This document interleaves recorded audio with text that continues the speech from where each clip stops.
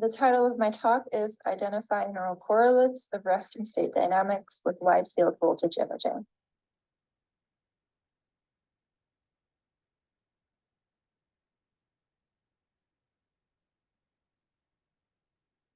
The brain is a dynamic organ that continuously adapts in response to a changing world. Recent technical advances in recording methods and computational analysis have created an opportunity to better understand brain dynamics and their relation to brain function. The approaches outlined here differ widely in their temporal resolution, ranging from seconds to the order of milliseconds, and they also range in their spatial resolution. With techniques, you're able to resolve individual synapses all the way to larger brain circuits, which can be resolved with methods such as EEG and fMRI. To leverage their individual strengths, multimodal imaging approaches have become increasingly popular. Multimodal imaging has the promise of allowing for not only the study of how different signals are related across scales, but also better understanding of how the observed dynamic patterns are influenced across these scales. One-photon mesoscopic imaging as a technique allows for simultaneous imaging of cell type-specific neural signals and hemodynamics across multiple cortical areas, providing a promising approach to measure two signals simultaneously. Recent work in this field has begun to study the dynamics of wide-field optical imaging. This example shown here uses wide-field calcium imaging to show that changes in cortical activity can be clustered into a limited set of 14 different spatio-temporal motifs that are consistent across animals. The example here shows 3 of those motifs that represent different spatial temporal patterns that one can capture with wide-field optical imaging. We know from the literature that, similar to functional MRI signals, these patterns of activity are highly dynamic, and that these dynamics are low-dimensional, meaning that they can be constrained to a small set of possible spatial temporal patterns. Little has been done so far to take advantage of the simultaneously acquired hemodynamic signal to study the dynamics of these two signals in parallel. Wide-field optical imaging, as I mentioned, provides the great benefit of allowing us to study changes in two modalities or signals using just one setup. This is done by using a genetically engineered mouse that expresses a fluorescent sensor in a specific subpopulations of cells within the brain. With this technique, one can image changes in neural activity across dorsal cortex in awake, resting, and behaving mice.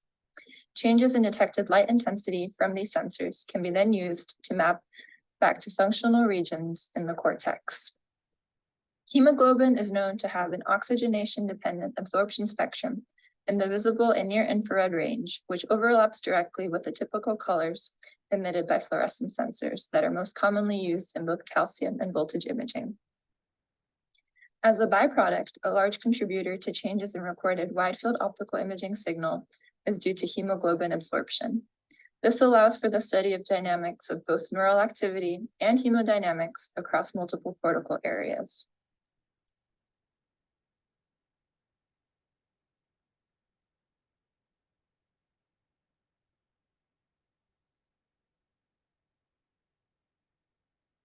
To study the relationship between low-dimensional representations of the dynamics in both neural and hemodynamic signals, we use wide-field voltage imaging. Data presented here is from a set of 5 awake head-fixed mice that express VSFP butterfly, a fluorescent protein expressed in excitatory neurons across all layers in cortex. The VSFP butterfly is a FRET unimolecular sensor that contains 2 different colored chromophores, which act as the FRET donor, in this case M-citrine, and the acceptor M-cate. The emission of M-citrine and M-cate are imaged through 2 cameras. The first camera records the emitted green fluorescence, while the second camera records the emitted red fluorescence. Imaging is performed through the skull using a clear skull method in awake head-fixed mice. After pre-processing the data, we're left with 2 signals, one that reflects changes in voltage membrane potential, and one that's a measure that's sensitive to changes in total hemoglobin, which we use as our measure of hemodynamic activity. The final data set here consists of 65 trials from 5 mice, ranging in length from 80 to 160 seconds.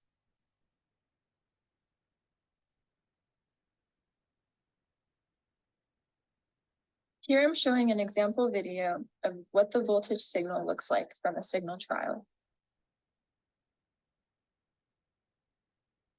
The goal is to take this highly dynamic data set and represent it in a lower dimensional space to identify the different types of spatial patterns of activity that are present in both the voltage and the hemodynamic data.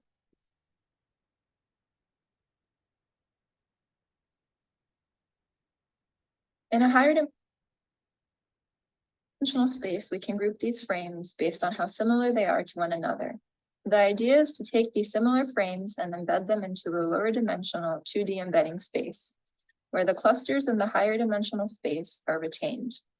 Each point then represents a spatial map, and the average of all the spatial maps in an area represents for us a distinct cortical state. The subset of all different clusters represents the different cortical states that are present in the dataset. To obtain this 2D embedding that's clustered based on shared spatial patterns, it's important to perform some pre-processing steps. These steps are performed on an individual mouse and are critical for removing animal and session-specific artifacts in the imaging data that would bias the ultimate clustering. All images are first co-registered and aligned to the Allen mouse atlas. Then all non-cortical areas are masked out and sections of pixels along both the midline and prefrontal cortex are removed. The data is then downsampled to 5 Hz and smoothed with the 2D Gaussian with a standard deviation of 1. The dimensionality of the data is then reduced using temporal non-negative matrix factorization. The spatial maps highlighting the weights of these temporal features then allows us to further separate features that represent cortical activity from those that are clear artifacts. Features representing cortical activity, which show some sort of symmetrical spatial pattern, are then manually selected, and the data is reconstructed using those select features. By looking at the temporal correlation then for each pixel, we can see that this method removes the final set of pixels that represent what we're calling here noise in the data, which again stems from things such as the vasculature along the midline and the anterior part of cortex, where there's the glass cover slip from the imaging method. The step is then repeated for both the voltage and the hemodynamic signals separately. The pre-processed concatenated voltage data per animal spanning multiple trials is then embedded into a 2D space using t-stochastic neighborhood embedding. This method clusters together imaging frames in space that have a set shared of spatial features. This embedding space is then smoothed with the 2D Gaussian and segmented into discrete states using the inverse watershed transform. The number of states is driven in part by the sigma value used to smooth the embedding space. This value is determined per animal by optimizing the maximum similarity retained within a cluster while minimizing the similarity with other clusters. Since this method provides us with a continuous embedding space, we can map each point back to a specific frame in the original imaging data. By taking the average of all frames within a cluster, we are then given a specific number of spatial maps representing distinct cortical states.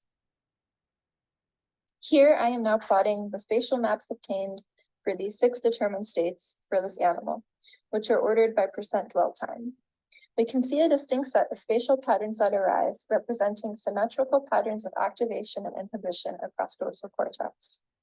This method can be repeated on the voltage data for each animal and then compared to the number of states and their percent dwell times.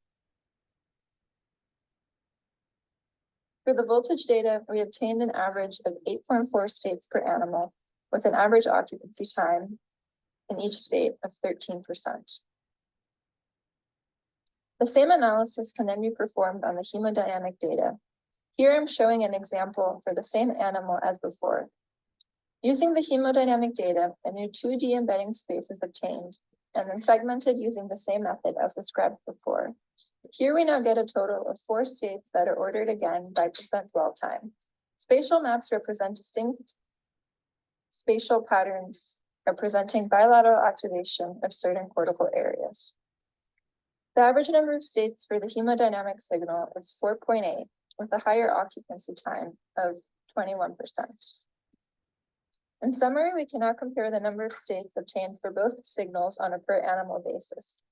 What we find so far is that the total number of states obtained in the hemodynamic signal is lower by about half to what we see in the neural data. This is most likely due to the slower nature of the hemodynamic signal, which therefore transverses only through a smaller number of states when compared to the neural activity. Future work will aim to put in context data collected using wide field voltage imaging to all the other aforementioned modalities. This will be done by using a common behavioral measure, such as changes in arousal and movement, to relate the behavioral state of the animal to the cortical states we obtain here. Common behavioral measures can link the study of brain dynamics across species. Changes in arousal measures, such as changes in pupil size and movement, are known to occur on the order of seconds. The slow dynamics of the blood oxygen level dependent bold signal measured with fMRI is able to capture these fluctuations, yielding persistent whole brain patterns of activity that are related to changes in arousal. Faster dynamics can be captured with cell type specific signals using wide field imaging in awake mice. By matching the behavioral states across species, more invasive and higher resolution techniques in animal models can be leveraged to reveal mechanistic insights into the complex behavior and cognitive processes that can uniquely be studied in humans. For awake head-fixed mice, we've simultaneously acquired video data that allows us to track their behavior during a trial. We can then, for each trial, calculate changes in pupil diameter and orofacial movements, which we can then link back to the specific cortical states we've obtained.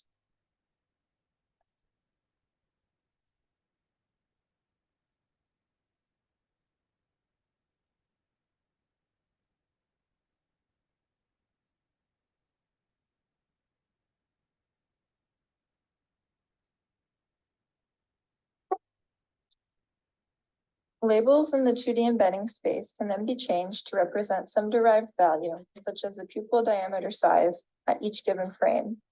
This then allows us to see how these different arousal states cluster in space.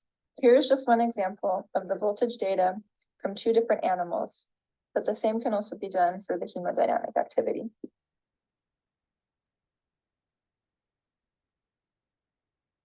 And with that, I would like to say thank you for listening. And I would also like to shout out people in the Kielholtz Mind Lab, specifically my advisor, Dr. Shella Kielholtz and Dr. Wenju Pan. And then in my co-advisors lab, I would like to thank Dr. Dieter Jaeger for the advising and Dr. Wang and Dr. Morissette for interpretation of the data analysis. And then I've included here some lab poster numbers. The first one is my poster, and then the other two are poster numbers from other people in the lab. If you're interested, I would recommend checking them out.